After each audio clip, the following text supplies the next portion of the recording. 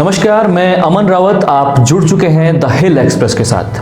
पर्यावरण और पारिस्थितिकी प्रभाव को नज़रअंदाज कर किसी परियोजना के विकास में हजारों पेड़ विकास की बलि चढ़ जाते हैं। ऐसा हमेशा से होता आया है। ताज़ा मामला जॉली ग्रांट एयरपोर्ट देहरादून के विस्तारीकरण का है। पीटीआई के हवाले से बीते 2 अक्टूबर को यह खबर मिली थी कि जॉली ग्रांट एयरपोर्ट के विस्तारीकरण में 10,000 पेड़ काटे जाएंगे।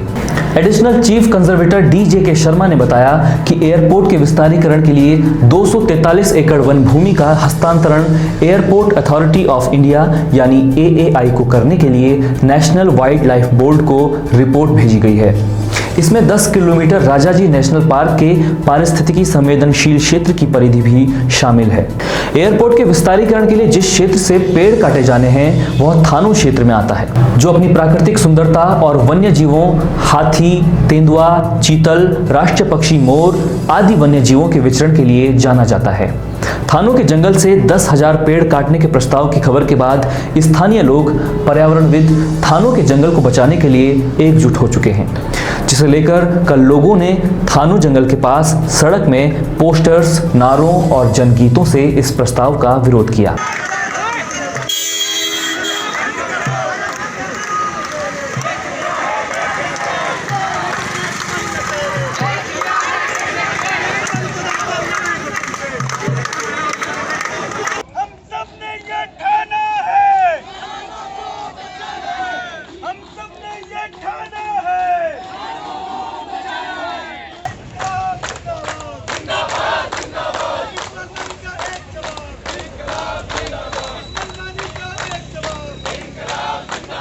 लोगों ने थानू जंगल को बचाने के लिए सांकेतिक चिपको आंदोलन भी किया। पेड़ों को रोली बांधकर जंगल को बचाने की शपथ ली, साथ ही मानव श्रृंखला भी बनाई। थानू जंगल को बचाने के लिए आंदोलनरत लोगों का कहना है कि पेड़ काटने का यह प्रस्ताव जब तक रद्द नहीं होता तब तक आंदोलन जारी रहेगा। इस आंदोलन की शुरुआत कल से हो चुकी है।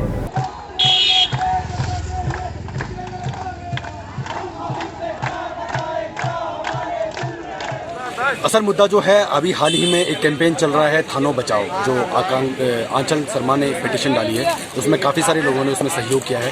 इसी मुहिम को आगे बढ़ाते हुए आज तमाम लोगों ने एक सामुदायिक तौर पर, एक संगठनात्मक तौर पर इकट्ठा हुए हैं। आज इस थानों बचाने के लिए एक मुहिम में सरकार को चेतावनी दी है कि अगर आज आपने अगर ये फैसला वापस नहीं लिया,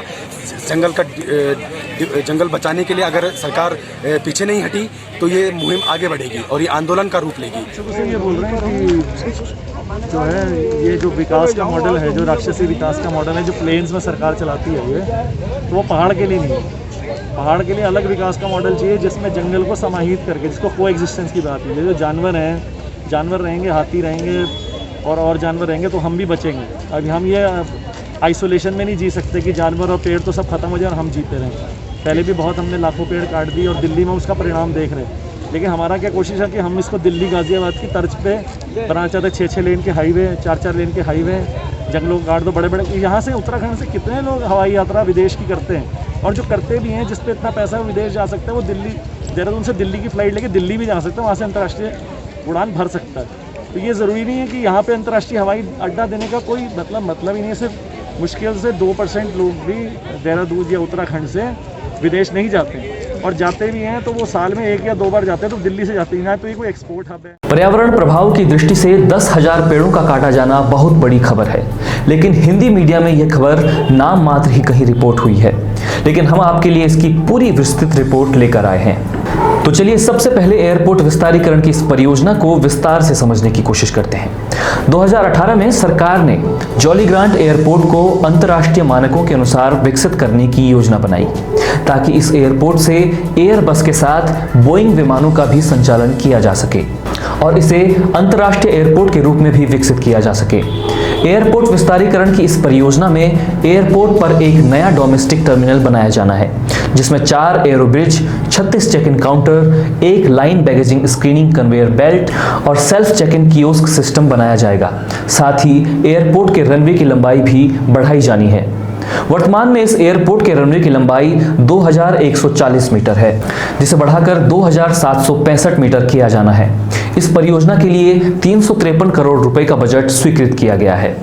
अब बात करते हैं इसमें दिक्कतें क्या हैं और क्यों ये प्रोजेक्ट विकास के नाम पर विनाश का संकेत है, जिस वजह से लोग आंदोलित हो चुके हैं।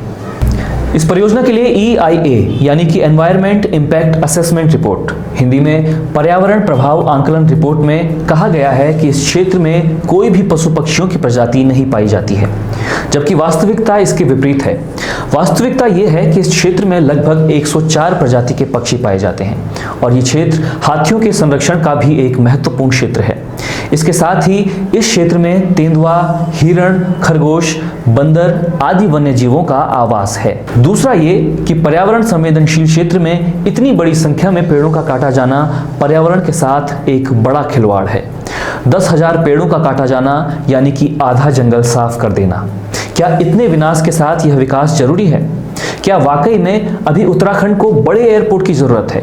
क्या रोजगार, शिक्षा और स्वास्थ्य जैसे मुद्दों पर ध्यान नहीं दिया जाना चाहिए?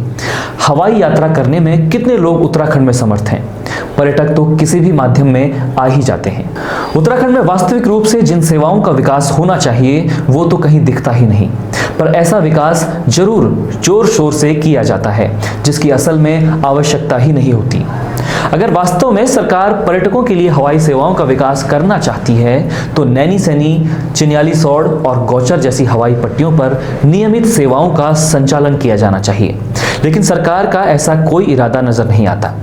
एयरपोर्ट विस्तार के लिए 10,000 पेड़ काटने के मामले पर देहरादून वन प्रभाग के DFO राजीव धीमान का कहना है कि अभी नेशनल वाइल्ड लाइफ बोर्ड के पास पेड़ों के कटान की अनुमति के लिए प्रस्ताव भेजा गया है। फॉरेस्ट क्लियरेंस भी नहीं मिल पाया है। लेआउट प्लान के तहत ही तय किया जाना है कि कितने पेड़ काटे जाएंगे। हमारा प्रयास होगा कि कम से कम पेड़ों का कटान किया जाए। अभी ये मामला नेशनल वाइल्ड लाइफ बोर्ड से फॉरेस्ट क्लियरेंस मिलने पर टिका हुआ है।